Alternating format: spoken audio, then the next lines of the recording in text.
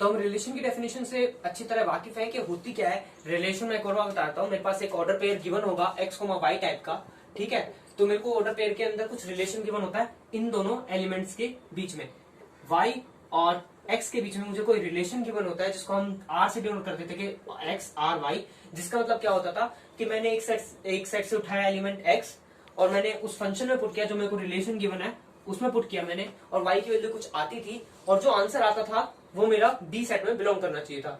तो उससे हम एक ऐसा कुछ ऑर्डर पेयर बना पाते थे, तो वो होता था रिलेशन, ठीक है। अब हम फंक्शन पढ़ने वाले, तो फंक्शन होता क्या है? फंक्शन एक रिलेशन का छोटा सा पार्ट है, ठीक है। एक स्पेशल टाइप का रिलेशन को हम फंक्शन कहते हैं, ठीक है। तो वो स्पेशल टाइप में ऐसा क्या खासियत है कि हम उसे रिलेशन से फंक्शन पे पहुंच जाते हैं, उसके बारे में हम पढ़ने वाले हैं। तो स्वागत है दोस्तों आप सभी का लर्नमेस यूट्यूब चैनल पर। तो अब हम पढ़ने वाले हैं फंक्शन। तो मैं डेफिनेशन थोड़ी देर में बताऊंगा, पहले हम पढ़ लेते हैं कि हम डायग्रामेटिकली समझ लेते हैं होता क्या है, ठीक है। तो मेरे पास कुछ डायग्रामेटिकली सर्कल बनाता हूँ। मान लो मेरे पास एक सेट है A, ये एक सेट है B मेरे पास, ठीक है। इस सेट में कुछ एलिमेंट्स होंगे, मान लेते हैं इसमें 4 एलिमेंट है, 1 2 3 4, और B सेट में भी कुछ एलिमेंट होंगे, मान लेते हैं इसमें भी 4 एलिमेंट है, ठीक है। तो मेरे को एक फंक्शन गिवन होगा, फंक्शन का मतलब होगा एक तरह से एक रिलेशन गिवन होगा A और B में, मतलब कि मेरे पास आंसर कुछ ऑर्डर पेयर में आने वाला है x, y such that x belongs to A और y belongs to B and y is equal to में कुछ फंक्शन गिवन होगा, ठीक है। मेरा ये कहती है रिलेशन की डेफिनेशन कि मेरे पास एक फंक्शन होगा, मेरे पास एक आंसर होगा ऑर्डर पेयर का x, y टाइप का, जिसके अंदर मेरे पास x जो है वो A में बिलोंग करता होगा, y जो B में बिलोंग करता होगा, y जो होगा वो f ऑफ x टाइप का होगा। अब ये f ऑफ x क्या होता है? हमने जैसे कि पॉलिनोमियल पढ़ा था ना, 10th क्लास में हमने पॉलिनोमियल पढ़ा था कि मेरे को एक p ऑफ x दे दिया, मेरे को x square plus 5x plus 1 दे दिया, तो मैं क्या करता था? मैं p ऑफ 1 निकालता था। तो मैं क्या करता था? सिंपली मैं x की जगह 1 की वैल्यू पुट कर देता था प्लस 1, तो यहां से मेरे पास कुछ आंसर आता था, वो p ऑफ 1 की वैल्यू होती थी। ऐसे ही मेरे पास एक फंक्शन होगा f ऑफ x, मेरे को नहीं पता क्या है, वो कुछ भी हो सकता है, डिपेंड करता है कि किस हिसाब से होगा। तो y इक्वल टू कुछ f ऑफ x दे रखा होगा, हम x की वैल्यू डालेंगे, y की वैल्यू आती रहेगी। तो कैसे आएंगी वो देख लो, y की जो वैल्यू आएंगी वो सेट b में होगी, यहाँ पे होंगी, तो मतलब कि हम x की वैल्यू डालेंगे किसी एक फंक्शन के अंदर और वहां से मेरे पास y की वैल्यू आने वाली है। जैसे कि अगर मैं मशीन के हिसाब से बता दूं तो हम क्या करते हैं, हमारे पास इंडस्ट्रीज में क्या होता है, हम कुछ रॉ मटेरियल्स डालते हैं इंडस्ट्री में और वहां से मेरे पास आता था एक प्रोडक्ट बन के आता है। तो मान लो कि ये मेरे पास मशीन है, ठीक है, और यहां से मैंने डाला रॉ मटेरियल, तो जो ये रॉ मटेरियल है वो है x, और x क्या है? a का, x जो है वो a सेट में बिलोंग करता है, ठीक है। और मशीन आया, मशीन से मेरे पास आता है डायरेक्ट प्रोडक्ट, ठीक है। तो ये प्रोडक्ट क्या होगा? ये y की वैल्यू होगी जो b सेट में बिलोंग करती थी, मतलब कि मैंने x की वैल्यू डाली, मेरे पास मशीन में कुछ काम हुआ और काम होने के बाद मेरे पास y की वैल्यू मिल जाती है। तो ये जो काम होता है ना, ये जो मशीन है इसको हम f ऑफ x से डिनोट करते हैं, ठीक है। f ऑफ x सिंपल सा पॉलिनोमियल की तरह एक फंक्शन होगा, वो कुछ भी हो सकता है, sin x, cos x, tan x, log x, कुछ भी हो सकता है, ठीक है। वो हम पढ़ेंगे आगे, ठीक है। तो ये सब तो हो गया फंक्शन के बारे में कि कैसा कैसा दिखता है कि ये होता है। अब इसकी रिप्रेजेंटेशन जान लेते हैं डायग्रामेटिकली। रिप्रेजेंटेशन क्या होती है? मेरे को ऐसे सेट दे रखा होगा, तो मेरे को फंक्शन कुछ ऐसे डिनोट कर रहा होगा f। इसका मतलब क्या होगा? जिस तरफ का आप एरो दिखा रहे हैं इसका मतलब क्या होता है कि मैंने यहां से वैल्यू डाली उस मशीन के अंदर और यहाँ पे मेरे पास आंसर आया, मतलब कि मैंने यहाँ से x उठाया, x की वैल्यू फंक्शन में डाली और मेरे पास y की वैल्यू आ गई। तो फंक्शन होता क्या है? ठीक है, फंक्शन कहता है कि मेरे पास जो a सेट है ना, इसके सारे एलिमेंट्स यूज होने चाहिए, मतलब कि मेरे पास सारा एलिमेंट्स यूज होने चाहिए, ईच एलिमेंट यूज, ठीक है। ये कहता है फंक्शन। फंक्शन कहता है कि मेरे पास जो ए सेट है ना, इसके सारे एलिमेंट्स यूज होने चाहिए और हर एक का आंसर एक आना चाहिए, कुछ यूनिक आना चाहिए। ऐसा नहीं है कि इसका आंसर अलग अलग आ रहा है। तो मैं वो बताता हूँ कि कैसे कैसे फंक्शन बनते हैं और कैसे कैसे फंक्शन नहीं बनते। तो बेसिकली फंक्शन की डेफिनेशन कहती क्या है कि फंक्शन कहता है कि मेरे पास जो ए सेट है, पहले सेट के सारे एलिमेंट्स आने चाहिए, यूज होने चाहिए, और उनकी कुछ जो आंसर आएगा, रॉ मटेरियल आने वाला, जो प्रोडक्ट आने वाला है, वो एक यूनिक आना चाहिए। मतलब कि मैं कुछ अब फंक्शन बनाने वाला हूँ कि आपको बता दूंगा किस टाइप का फंक्शन बनता है, किस टाइप का नहीं।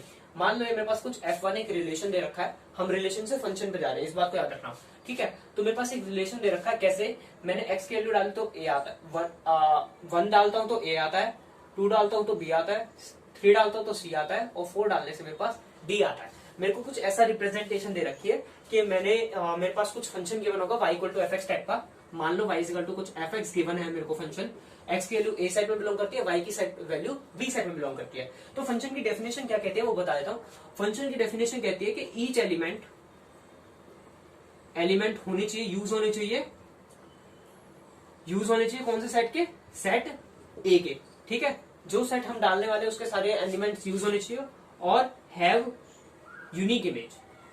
यूनिक इमेज का मतलब क्या है, यूनिक इमेज कहती है कि मैंने x की वैल्यू डाली, ठीक है, मेरे पास आंसर आ रहा है कुछ, तो आंसर जो आ रहा है ना वो सिर्फ x डालने पे एक ही आंसर आना चाहिए। ये नहीं कि x की वैल्यू मैंने कुछ डाली है और x की वैल्यू डालने पे y की वैल्यू दो आ रही है, ठीक है। वो चीज मैं बताऊंगा कैसे कैसे होता है, ठीक है। तो मान लो ये मेरे पास रिप्रेजेंटेशन है कि मैंने x की वैल्यू डाली 1 तो y की वैल्यू a आती है, x की वैल्यू 2 डाली तो y की वैल्यू b आती है, x की वैल्यू 3 डाली तो y की वैल्यू c आती है, ऐसे करके ये आता है। तो हम इसको फंक्शन बोलेंगे, यस ये एक फंक्शन है। क्यों? क्योंकि फंक्शन डेफिनेशन क्या कहती है, each element of set A use होने चाहिए। सेट ए के सारे एलिमेंट यूज हो रहे हैं, सारे एलिमेंट का कुछ आंसर आ रहा होगा और यूनिक इमेज आनी चाहिए। यूनिक इमेज का मतलब है कि 1 का आंसर सिर्फ एक ही आना चाहिए, ऐसा नहीं है कि एक डालने पे मेरे पास दो आंसर आ रहे हो। इसका मैं एग्जांपल बताऊंगा। तो अब ये हो गया, अब दूसरे आते हैं F2 पे, ठीक है। F2 मेरे को कोई ऐसी रिप्रेजेंटेशन देता है वो बता देता हूँ। मेरे पास आ रहा है 1 डालने पे A आ रहा है, 2 डालने पे B आ रहा है, 3 डालने पे भी B आ रहा है और 4 डालने पे D आ रहा है, ठीक है। तो अब ये तो मेरे पास आ गया ये, क्या अब ये फंक्शन है? आपसे ऐसे क्वेश्चन आएंगे कि क्या ये फंक्शन है, तो आप फंक्शन कैसे बताओगे? देखो सबसे पहला काम हमें देखना है कि सेट ए के सारे वैल्यू डाल पा रहे हैं, मतलब ये यहाँ पे जो ए सेट है उसकी सारी वैल्यू का कुछ ना कुछ आंसर आ रहा है, पहले ये देखते हैं। हाँ 1 का भी आंसर आ रहा है, 2 का भी आ रहा है, 3 का भी आ रहा है, 4 का भी आ रहा है, ठीक है। तो पहली डेफिनेशन सेटिस्फाइड। दूसरी लाइन क्या कहती है कि यूनिक आंसर आना चाहिए, मतलब कि x की वैल्यू 1 डालने पे सिर्फ एक ही आंसर आना चाहिए, एक आ रहा है। 2 की वैल्यू डालने पे एक आ रहा है, 3 की वैल्यू डालने पे भी एक ही आंसर आ रहा है, 4 की वैल्यू डालने पे भी एक ही आंसर आ रहा है। तो ये एक फंक्शन है, ठीक है। हमें इससे मतलब नहीं है कि वहां पे कितने आंसर, सबके आंसर एक आ रहे हैं, सबके आंसर 2-3 आ रहे हैं, हमें इससे कोई मतलब नहीं है। वो एक फंक्शन कहलाया जाएगा, चाहे जो बी सेट है उसकी सारी वैल्यूज यूज हो ना हो, पर ए सेट की सारी यूज होनी चाहिए। अब आते हैं अगले वाले फंक्शन पे जिसे हम कहते हैं F3। क्या ये फंक्शन है? तो इसकी रिप्रेजेंटेशन दिखा देता हूँ कैसी होगी। ये हटा देते हैं, यहाँ से 2, फिर मेरे पास C आता है, यहाँ पे भी C आता है और D आता है, ठीक है। तो सबसे पहला काम हमें क्या देखना है कि सारे एलिमेंट यूज हो रहे हैं ए सेट के। हाँ बिल्कुल, ए सेट के सारे एलिमेंट यूज हो रहे हैं। यहाँ पे इसका कुछ आंसर आ रहा है, यहाँ पे कुछ आंसर है, यहाँ पे कुछ आ रहा है, यहाँ पे कुछ आ रहा है। अब कहता है यूनिक इमेज, मतलब कि मैं x की वैल्यू 1 डालू तो सिर्फ उसका एक ही आंसर आना चाहिए, ऐसा नहीं है कि दो आंसर आ जाए। अब दो आंसर कैसे आएंगे? देखो x की वैल्यू 1 डाली मेरे पास, यहाँ पे दो आंसर आ रहा है, मतलब कि मैं x की वैल्यू अगर 1 डालूंगा तो मेरे पास यहाँ पे एक तो a भी आ सकता है, b भी आ सकता है। तो ये एक फंक्शन नहीं कहलाया जाएगा। मैं एग्जांपल बताऊंगा बहुत सारे जो इसको भी इस टाइप के भी होंगे। जब एग्जांपल सॉल्व करेंगे तो आपको हर जगह का चीजें मिल जाएंगी, ठीक है। अब अगली डेफिनेशन पे आते हैं। तो ये एक फंक्शन नहीं हुआ, ठीक है। तो अब अगले पे आते हैं ये वाली चीज पे। यहाँ पे एक और एलिमेंट डालो 4, तो यहाँ पे आगे मेरे पास F4 क्या कहता है? F4 कहने वाला ये कहता है कि x की वैल्यू 1 आ रही है, इसकी भी आ रही है और इसकी ये आ रही है, ठीक है। बस इतना ही काम करता है। तो सबसे पहले डेफिनेशन क्या कहती है? सेट के सारे एलिमेंट यूज होने चाहिए। क्या इसके सारे सेट के एलिमेंट यूज हो रहे हैं? नहीं हो रहे ना, तो मतलब कि ये फंक्शन नहीं हुआ। पहली डेफिनेशन ही डिस्कार्ड कर दिया। तो आपको फंक्शन की डेफिनेशन में सिर्फ एक चीज याद रखनी है, दो चीज याद रखनी है, सॉरी दो चीज क्या याद रखनी है। एक तो ए सेट के सारे एलिमेंट यूज होने चाहिए और हर एक का एक यूनिक आंसर आना चाहिए। ऐसा आंसर नहीं एक डालने पे एक आना चाहिए। अगर आपको एक एग्जांपल देखना तो आप ये कह सकते हो कि मैंने x की वैल्यू मॉड y ले ली, ठीक है। ये मेरे पास एक फंक्शन बन गया।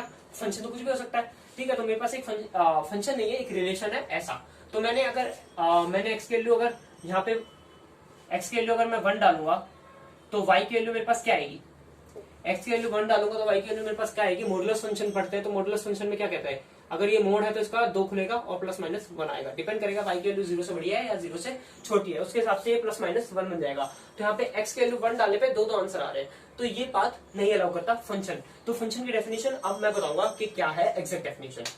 तो अब फंक्शन की मेन डेफिनेशन पे आता है। फंक्शन डेफिनेशन क्या कहता है? एक रिलेशन f नाम का है, ठीक है। हम r नाम से अब तक पढ़ते आ रहे हैं, कुछ भी हो सकता है, नाम तो कुछ भी दे सकता है। एक f नाम का रिलेशन होगा a से b की तरफ, मतलब कि हम a की वैल्यू डालेंगे b की वैल्यू आएगी, ठीक है। तो इस set to be a function, ठीक है। एक रिलेशन है, सबसे पहले रिलेशन बताया था मैंने, उसके बाद फंक्शन की डेफिनेशन बताई थी, समझ गए, इसलिए बताई थी। अब each element of set A, एक इस पे अंडरलाइन करो, ईच एलिमेंट, हर एक element of set A is associated with element of B, मतलब कि हर एक्स का कुछ ना कुछ y आना चाहिए, मतलब कि x वैल्यू डालो तो कुछ ना कुछ y आना चाहिए बी सेट के अंदर, ठीक है। यूनिकली, यूनिकली से मतलब है कि मैं x की वैल्यू डालू तो y की वैल्यू सिर्फ एक ही आनी चाहिए, ये नहीं कि x की वैल्यू डालने पे y की वैल्यू दो दो निकल आके आ जाती है, ठीक है। तो ये तो आ गया ये चीज कि फंक्शन की डेफिनेशन क्या कहती है। एक और बात बता देता हूँ ग्राफिकली कि मेरे पास ये दो सेट है a से b, इस सेट टू बी फंक्शन, इसको फंक्शन कहेंगे अगर इस सेट की ईच वैल्यू का मेरे पास कुछ ना कुछ एक यूनिक आंसर होगा बी सेट के अंदर। याद रखना बी सेट के अंदर आंसर आना चाहिए। तो यहाँ पे x बिलोंग्स टू a होगा तो y बिलोंग्स टू मेरे पास b आने वाला है। अब रिप्रेजेंटेशन कैसे करते हैं वो बता देता हूँ। y इक्वल टू में f ऑफ x की ऐसे करके रिप्रेजेंटेशन करते हैं। तो मैं f ऑफ x को हम उस पर वर्क कैसे करते हैं वो मैं आपको अच्छी तरह बता दूंगा एक अलग सी वीडियो बना के कि हम फंक्शन पे कैसे कैसे क्वेश्चन आते हैं और कैसे कैसे हम उस पर वर्क करते हैं। तो अब इसमें एक दो डेफिनेशन और है जो आपको याद होनी चाहिए। देखो यहां से आया, यहां से मैंने कुछ डाला और ये आ गया आंसर।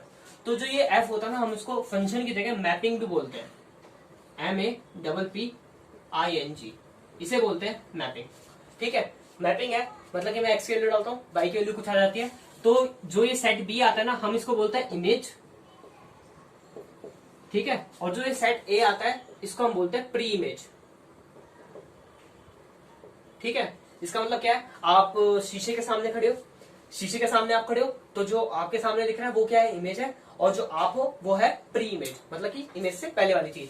तो मतलब कि क्या है, आपसे अब चीजें पूछी जा सकती है, आपको कोई फंक्शन दे दिया जाएगा और फिर आपसे पूछा जाएगा इमेज क्या है, प्री इमेज क्या है, और ये क्या फंक्शन है। सबसे पहला सवाल तो यही होगा, पहले फंक्शन आएगा फिर प्री इमेज फिर इमेज आएगी। तो मैं अगली वीडियो में बताऊंगा कि एग्जांपल्स क्या है, कैसे कैसे हम उन एग्जांपल्स को सॉल्व करते हैं, फिर आएंगे हम रेंज को डोमेन पे और फिर हम कैसे निकालते हैं उन चीजों को वो भी बताऊंगा। और फिर इस पे भी एक अलग सी वीडियो बना दूंगा जिससे आपको सब कुछ क्रिस्टल क्लियर हो जाए।